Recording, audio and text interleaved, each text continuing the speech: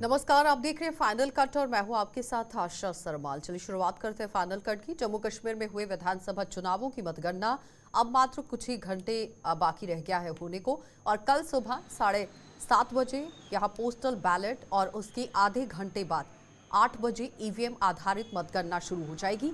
जम्मू कश्मीर में मुख्य चुनाव अधिकारी पीके पोले ने गुलिस्तान न्यूज से खास बातचीत के दौरान बताया कि मतगणना के 20 जिलों की 90 विधानसभाओं की जो सीटें हैं उसके लिए 25 परिसरों में कल मतगणना की जाएगी, जहां मीडिया के लिए भी विशेष इंतजाम कर दिए गए हैं। उन्होंने बताया कि हर मतदान केंद्र पर सुरक्षा के त्रिस्तरीय बंदोबस्त किए गए हैं और कल मतगणना की पूरी प्रक्रिया की सीसीटीवी रिकॉर्डिंग भी की जाएगी। उन्होंने बताया कि अब तक निर्वाचन आयोग के हर दिशा निर्देश का पालन किया गया है और कल मतगणना संपन्न होने तक इसका पालन किया जाएगा। और 20 ज़िलों में ये काउंटिंग चलनी है। 20 ज़िलों में कुल मिलाकर के 25 हमारे प्रेमाइसेस है जहाँ ये काउंटिंग होगी। काउंटिंग के प्रेमाइसेस की इत्तला कंसर्न कैंडिडेट को दी गई है और कैंडिडेट से काउंटिंग एजेंट्स भी अपॉइंट हुए हैं। हर एक लोकेशन पर हमने मीडिया के लिए हेल्प डेस्क और जो मीडिया सेंटर्स है इस्टेब्लिश किया है, जहाँ उनको हर एक राउंड की, हर एक जो काउंटिंग हॉल है वहाँ से हर एक राउंड की ताज़ा जानकारी जो है उनके साथ साझा की जाएगी, शेयर की जाएगी। उनके लिए यहाँ चाय पानी और बाकी सुविधाएं भी उपलब्ध की रही है, जैसे कि नेट की सुविधा, ताकि आप अपने जो इलेक्ट्रॉनिक चैनल है उनको वहाँ से फीड दे सके। जो सिक्योरिटी के इंतज़ामात है स्ट्रॉन्ग रूम्स पर, वो ऑनरेबल कमीशन के इंस्ट्रक्शंस के हिसाब से ट्रिपल लेयर सिक्योरिटी हमने रखी हुई थी जब से वहाँ ईवीएम्स रखे हैं। और सीसीटीवी भी प्रेमाइसेस में और अंदर से कवर करने के लिए रखी गई है। कैंडिडेट या उनके जो चीफ इलेक्शन एजेंट्स है वो उसको देख सकते थे। कल काउंटिंग हॉल में भी सीसीटीवी रहेगी। सीसीटीवी लगाने का मेन मकसद डॉक्यूमेंटेशन है, ताकि कोई अगर कहे कि नहीं ऐसा देखा, तो वो जो है हमारा सीसीटीवी रिकॉर्डिंग उसको यूज़फुल आ सके, इसलिए वो सीसीटीवी हर एक स्ट्रॉन्ग रूम में और काउंटिंग हॉल में भी रहेगी।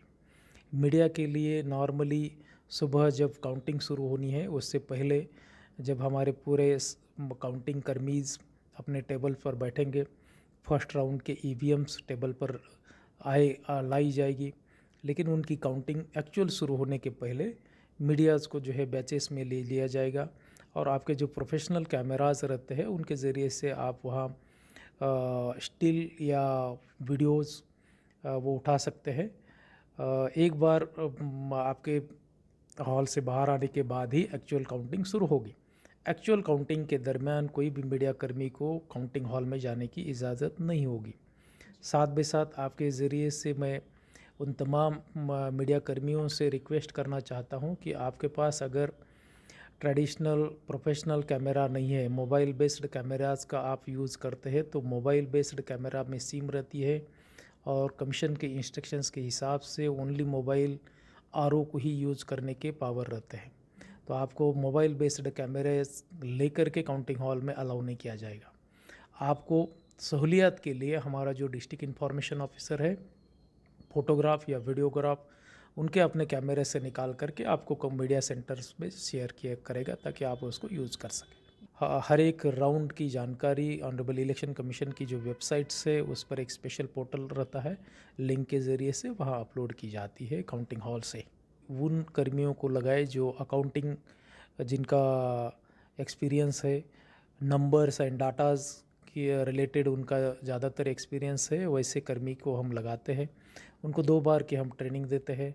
साथ ब साथ जो क्लास 4 एम्प्लॉई रहता है, जो ईवीएम को लेकर के आता है स्ट्रॉन्ग रूम के, और जो काउंटेड ईवीएम्स है वो काउंटिंग हॉल से स्ट्रॉन्ग रूम तक ले जाता है, उनको भी हम ट्रेनिंग देते हैं, ब्रीफ करते हैं कि आपने कौन से हॉल से कौन से हॉल तक जाना है, ताकि कहीं दूसरे हॉल में वो न चला जाए।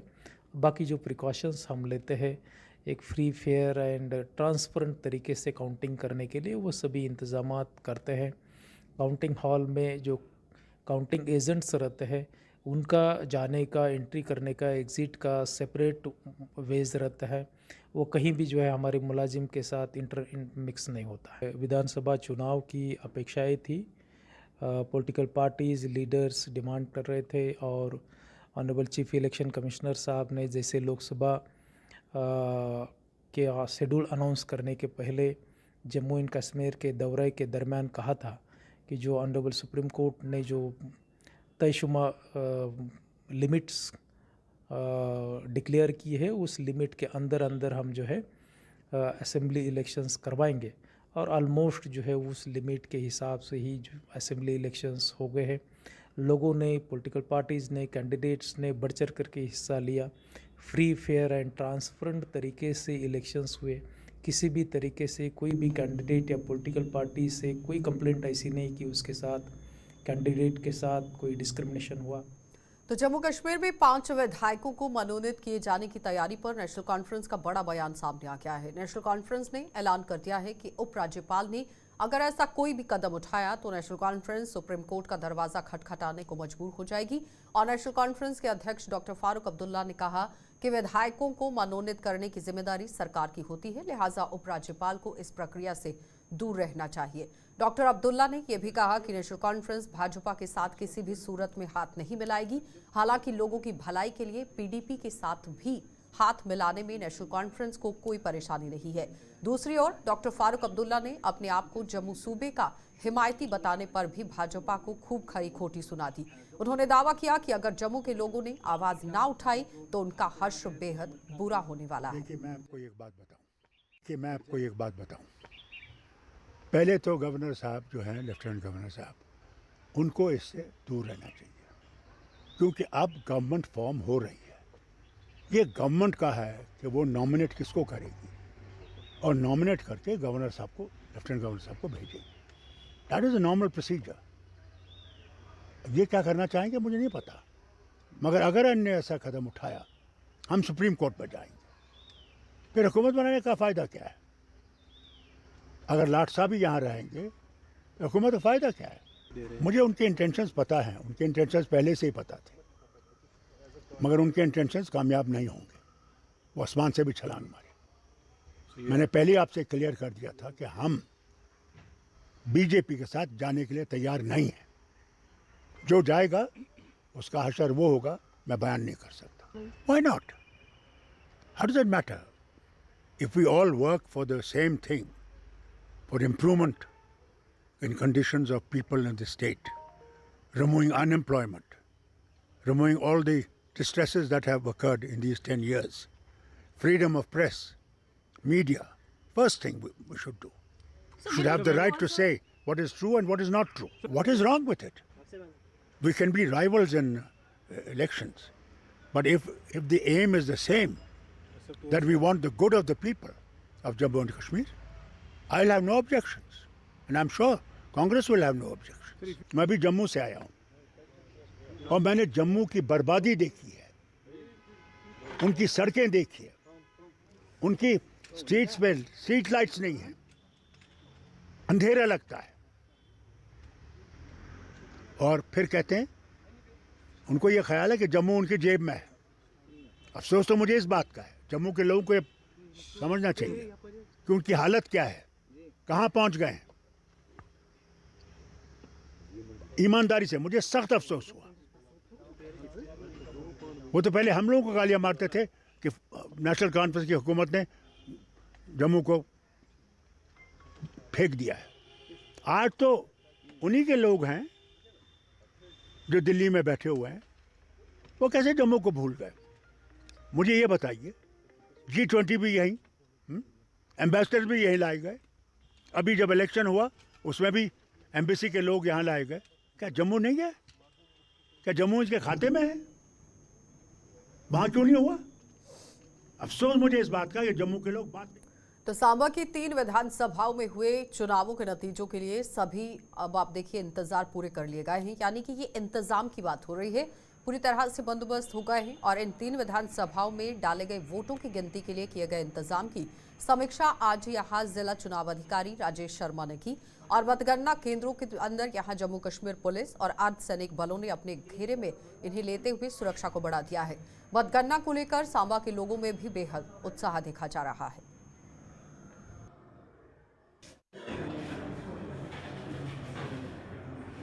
रामगढ़ और सांबा की काउंटिंग इसी कॉम्प्लेक्स में होनी है, डीसी ऑफिस कॉम्प्लेक्स में, और उसके लिए तैयारियां पूरी की गई हैं।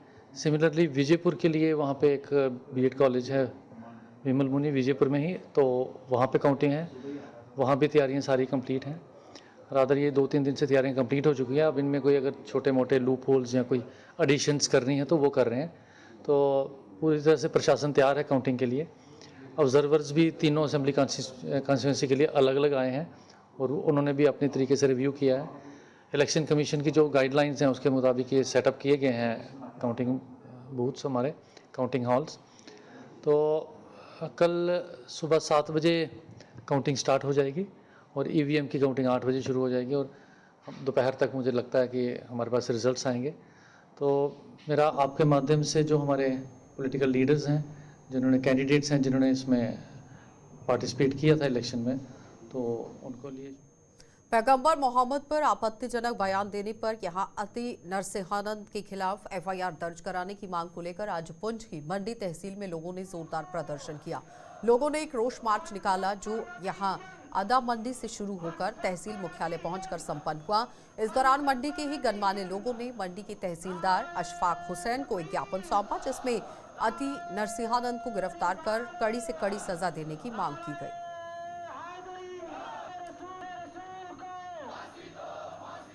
बिस्मिल्लाहिर्रहमानिर्रहीम। आप जानते हैं कि चंद रोज कबल एक गुस्ताख ने सरकार नबी अकरम सल्लल्लाहु अलैहि वसल्लम की शान में गुस्ताखी की, और ये कोई नया मामला नहीं। पिछले कई सालों से इस तरह के मामला आए दिन होते रहते हैं। तो उसी ताल्लुक से कल हमने एक मुश्तरका यहाँ पर मीटिंग की थी, जो तमाम मसालिक के लोग, तमाम मज़ाहिब के लोग, तमाम सियासी, समाजी, मजहबी क़यादत यहाँ जमा थी, ताजिर बरादरी थी, हमारे ट्रांसपोर्टर्स थे। तमाम ने मुत्तफ़िका एक फ़ैसला किया था कि हम कल मंडी को पुरअमन तौर तरीके से बंद रखेंगे और फिर हम बस स्टैंड में जमा होकर के अपना मेमोरेंडम भी पेश करेंगे और एहतजाज भी दर्ज कराएंगे। जो हमारे मुतालबात रहे यहाँ मुत्तफ़िका तौर पर वो यही थे कि मुल्क की पार्लियामेंट के अंदर एक कानून लाया जाए, बिल लाया जाए, उसको पास किया जाए, कानून की शक्ल दी जाए, ताकि मजहबी जो भी मुकद्दसात हैं उनके खिलाफ कोई भी नाजेबा जुबान इस्तेमाल करे तो उसको फिर कैफिर किरदार तक और उसको फांसी की सजा देकर कैफिर किरदार तक पहुंचाया जाए। हमारा ये मुतालबा है कि ये बिल पास होना चाहिए। और यहाँ हमारा जो मुतालबा यहाँ की हमारी तहसीली सतह की जो एडमिनिस्ट्रेशन है उनसे ये है कि इसके खिलाफ यहाँ भी एक एफआईआर लॉन्च करें। बस यही हमारे मुतालबात थे और अल्हम्दुलिल्लाह पुरअमन तरीके से यहाँ पर ये सारा काम अंजाम पजीर हो चुका है। और आप तमाम का मैं शुक्रिया भी अदा करता हूँ जिन्होंने यहाँ पर अपनी। तो जम्मू के ग्रामीण हलकों के किसान खेतीबाड़ी में अलग अलग प्रयोग कर अपनी आमदनी में इजाफा कर रहे हैं। बात करें अगर सब्जियां उगाकर, ये सब्जियां उगाने की बात हो रही है, अपने परिवारों का पेट भरने वाले किसानों की, तो यहाँ इस बार ऐसे कई किसान समय से पहले ही उन सब्जियों की खेती कर रहे हैं जो आमतौर पर इस मौसम में नहीं उगाई जाती। किसानों की माने तो ऐसा करने से समय से पहले फसल पककर तैयार हो जाती है और ऐसी सब्जियां मंडी में उम्दा दामों के हाथों हाथ बिक जाती हैं। और किसानों का ये भी कहना है कि कृषि विभाग उन्हें बीज मुहैया नहीं करवा पा रहा है और उन्हें बाजार से महंगे दाम में बीज खरीदना पड़ रहा है। फसल आ रहा फुल गोभी और बंद गोभी और कड़म सारियां वैरायटियां लाने असें तां जल्दी लाने कि सानू रेट नाड़ा थोड़ा अच्छा मिली जंदा है ते तां अस एडवांस यानी कि महीना पहले अस पनीरी सत्ती है ते सब्जियां लाने ते ये असें रेट सूट शैल लब्भन। एग्रीकल्चर हमको सर बीज नहीं देता है, हम तो प्राइवेट बीज लेने पड़ते हैं। दुकान पे जाते हैं उधर महंगे महंगे बीज देते हैं, हम अभी जेठे बीज लेके लगाते हैं महंगे महंगे, तो फिर हमको रेट भी थोड़ा मिलता है। जेठा लगाएंगे पहले लगाएंगे तो रेट अच्छा मिलेगा, लेट लगाएंगे तो हमको रेट मिलता ही नहीं है। हम बहुत खुश रहते हैं कि हमको पैसा बनेगा तो हम खुश रहेंगे, तो ये कई बार हमको नहीं पैसा बनता तो फिर हम थोड़ा तकलीफ में रहते हैं। तो इस वक्त हम सभी सब्जियां लगा रहे हैं, जैसे फूल गोभी 60 दिन वाला लगाया पहले, अभी हम लगा रहे हैं 70 दिन वाला, फिर लगा रहे हैं 90 दिन वाला, तो उसके बाद बंद गोभी लगा रहे हैं, कड़म लगा रहे हैं, सभी सब्जियां लगी, पालक लग रही है, मेथी लग रही है, धनिया लग रहा है, कोई ऐसी सब्जी नहीं जो अभी नहीं लगती, अभी सभी सब्जियां लग रही है और सभी किसान खेतों में नाच रहे हैं, अभी कोई भी घर नहीं बैठा हुआ है। हाँ, जो अर्ली में सब्जी जैसे अभी ये अभी लग रही है इसका तो रेट अच्छा आता है, जो आगे जाकर लगे वो सभी किसान लगा लेते हैं तो फिर रेट डाउन हो जाता है और ज़्यादा किसानों को मार देता है पंजाब कम आएगा तो हमारा ज़्यादा पैसा बन जाता है। एडवांस सब्जी लगाने से किसान खुश होता है।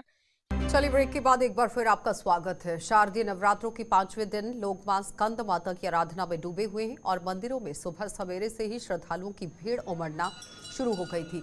जम्मू सहित संभाग के अन्य जिलों में भी मंदिर में यहां मां के जयकारे लगातार उठ लग रहे हैं और सुरक्षा के कड़े इंतजाम किए गए हैं। जम्मू में पाहो फोर्ट स्थित मां काली के मंदिर में श्रद्धालुओं के आने जाने की पूरी तरह से आप देखिए किस तरह से कवायद तेज हो चुकी है। भक्त अपनी बारी का इंतजार कर रहे हैं, मां के दर्शन करने के लिए पहुंच रहे हैं और जहां पर लगातार आप देखिए किस तरह से श्रद्धालुओं की भीड़ बढ़ती चली जा रही है।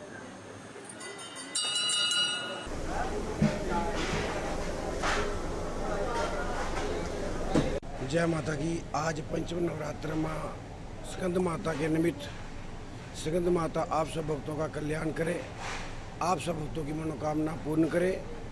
इच्छाएं पूर्ण करने वाली माँ स्कंद माता 5वें नवरात्र में माँ के इस रूप की पूजा अर्चना करनी जा रही है। माँ भगवती की पूजा अर्चना करने से सर्व सिद्धि प्राप्त होती है, सभी मनोकामनाएं पूर्ण होती हैं। इनके विग्रह में भगवान स्कंद बाल रूप में गोद में विराजमान है। इनकी 4 भुजाएं हैं। बाईं तरफ की ऊपर वाली भुजा में स्कंद को गोद में पकड़े हुए हैं। ये कमल के आसन पर विराजमान रहती हैं, इसलिए इन्हें पद्मा माता भी कहा जाता है। कार्तिकेय की माता कहलाने के कारण इन्हें स्कंद माता भी कहा जाता है। आज के दिन 5 कन्याओं का पूजन कर माँ भगवती को प्रसन्न करना चाहिए और आशीर्वाद प्रदान करना चाहिए। जय माता की। बहुत ही अच्छे दर्शन हुए। आज तो मंडे और रश भी इतने ज़्यादा नहीं है और खुले दर्शन हुए। बहुत ही अच्छे दर्शन हुए और हम बहुत ही ज़्यादा खुश हैं। माता रानी की कृपा है, हम बहुत प्रसन्न हैं। जैसी जैसी सबकी मनोकामना होती है, इच्छा होती है, अपनी सच्चे मन से हर कोई करता है और हर किसी की मनोकामना जैसे भी आपने रखी है माता रानी पूरी करती है। और सभी अपनी मनोकामना लेके यहाँ पे आते हैं, अपनी मनोकामना माता रानी के आगे रखते हैं और वो सब पूरी करती है माता रानी। और सभी फिर उस मनोकामना को पूरी करने के लिए यहाँ आते हैं। जैसे आप देख रहे हो यहाँ पे छिल्लियाँ भी हैं, वहाँ सब उनकी भी कर रही है, पूजा कर रहे हैं माता रानी के दर्शन करके। तो माता रानी सबकी इच्छा पूरी करती है। मैं यही बोलूँगा कि यहाँ पे आओ, दर्शन करो और अपनी झोलियाँ भर के लेके जाओ। ये माता रानी का ऐसा दरबार है माँ बावे अली का, जहाँ पे इंसान खाली हाथ आता है और झोलियाँ भर के लेके जाता है। इस दरबार में किसी चीज़ की कमी नहीं है, सिर्फ श्रद्धा और भाव आपके चाहिए। आप श्रद्धा से आओ, भाव से आओ। माता रानी कोई दुनिया की ऐसी ताकत नहीं है जो आपकी झोली में नहीं डालेगी। माता रानी के खुले दर्शन हैं, असीम कृपा माता रानी की। आओ, कोई लाइन नहीं है, कुछ नहीं है, खुले दर्शन हैं और माता रानी का जो स्वरूप है वो अपने आप में देखने को बन रहा है। डेली नए दर्शन होते हैं। माता रानी मतलब मैं क्या बयान करूं, मेरे पास शब्द भी नहीं है कि मैं व्याख्यान कर सकूं। माता रानी भरपूर अपने पूरे श्रृंगार में है और इतना रूप मनमोहक रूप है कि मैं बता नहीं सकता। मैं यही आपके माध्यम से विनती करता हूँ भक्तों से, आओ दर्शन करो और अपनी झोलियाँ भर के जाओ। जय माता दी। माता रानी जी का 5वां नवरात्र चल रहा है। माँ बावे वाली अपने सभी भक्तों को बुला रही है और उनकी झोलियाँ भर रही है। मैं सभी जम्मू वासियों को से प्रार्थना करता हूँ कि माँ बावे वाले के दरबार में आएँ, दर्शन करें और अपनी अपनी मनोकामना रखें और माता रानी सबकी झोलियाँ भरती है। हम माता बावे वाली माता की हमारे ऊपर बहुत बड़ी कृपा है। ये हमारी खुशहाली के लिए हर रास्ते को अच्छा करती है। माँ बावे वाली में आज देखो एडमिनिस्ट्रेशन की तरफ से भी बहुत अच्छा इंतजाम किया है। यहाँ के महंत बेटा जी हैं, उनकी तरफ से भी लंगर लगे हुए हैं। श्रद्धालु आ रहे हैं, मत्था टेक रहे हैं और अपनी अपनी बारी से माता रानी से पूर्व डिप्टी सीएम और छम विधानसभा से कांग्रेस के उम्मीदवार ताराचंद पर एक बार आप देखिए फिर से किस तरह से जिस तरह अटैक हुआ था 1 अक्टूबर को चकमलाल में हुए हमले को चारों ओर लेकर किस तरह से निंदा की जा रही है। और SC ST OBC संगठनों ने जम्मू में आज संयुक्त रूप से एक प्रेस कॉन्फ्रेंस की और मामले में पुलिस की भूमिका पर सवाल या निशान लगा दिया। प्रेस कॉन्फ्रेंस को संबोधित करते हुए श्यामलाल बसंत ने कहा कि इस हमले के आरोपियों को आज तक गिरफ्तार नहीं किए जाने का कड़ा ऐतराज वो जताते हैं और पुलिस को कटघरे में यहां पर खड़ा किया जा रहा है। उन्होंने आरोपियों को जल्द से जल्द गिरफ्तारी करने की मांग की ताकि दूध का दूध और पानी का पानी हो सके।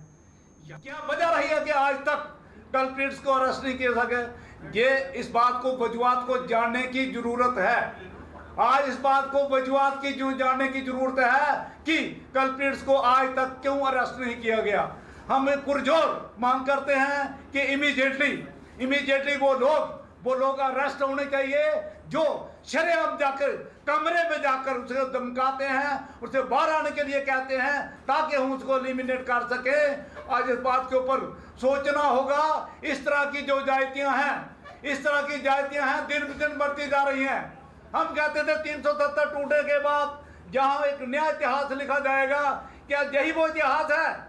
क्या यही वो इतिहास है? इस तरह के जो अत्याचार होंगे, क्या यही इतिहास है? हम मांग करते हैं उन लोगों को जिन्होंने भी डिप्टी सीएम को, हमारे फार्मर स्पीकर को जिन्होंने धमकाया है, उनकी इमीडिएट जो उन्हें अरेस्ट किया जाना। मैं चौधरी। तो जम्मू कश्मीर पुलिस ने आज उन लोगों के चेहरों पर आप देखिए किस तरह से मुस्कान ला दी है जिनके मोबाइल फोन गुम होने पर उन्होंने इसकी रिपोर्ट पुलिस में दर्ज कराई थी। एसपी रूरल जो कि ब्रजेश शर्मा हैं, उन्होंने अपनी टीम के साथ ये बड़ा कारनामा किया है। देखिए उनकी टीम ने ऐसे 50 मोबाइल फोन को उनके मालिकों को लौटा दिया जिनकी कीमत करीब 8 लाख रुपए बताई गई है। मोबाइल फोन वापस मिलने पर इनके मालिकों ने जम्मू कश्मीर पुलिस का तहे दिल से आभार जताया।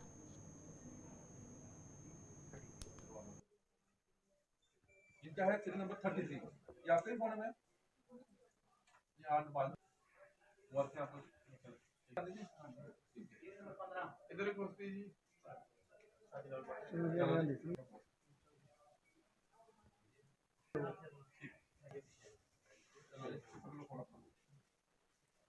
मेरा दिखा मेरे।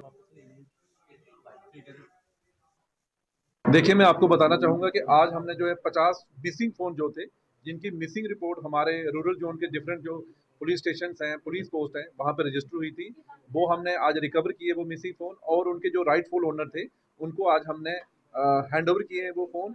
और इनकी जो टोटल कास्ट है वो 7.5 से लेकर 8 लाख के बीच में है।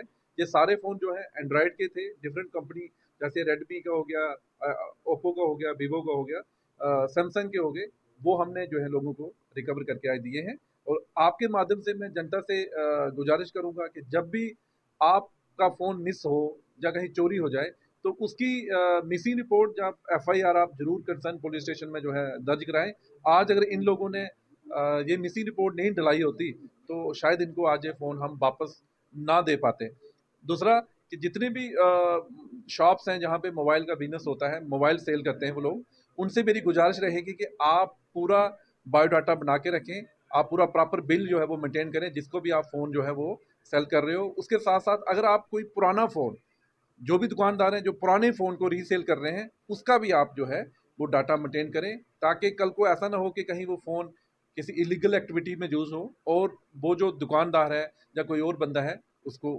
ये 50 फ़ोन थे और इनकी लागत जो है 7.5 लाख से लेकर 8 लाख के बीच में है। मेरा फ़ोन जून में मिसिंग हुआ था तो सर ने, पुलिस प्रशासन ने हमें फ़ोन ढूंढ के दिया, उसके हम बहुत बहुत शुक्रगुजार हैं। ये 20-25 फ़ोन ढूंढ के दिए हैं उन्होंने हमें, तो ठीक है, उन्होंने अपना जो भी काम किया बहुत अच्छे। चलिए फाइनल कट में फिलहाल इतना ही। देश और दुनिया की खबरों के लिए आप बने रहिए हमारे साथ।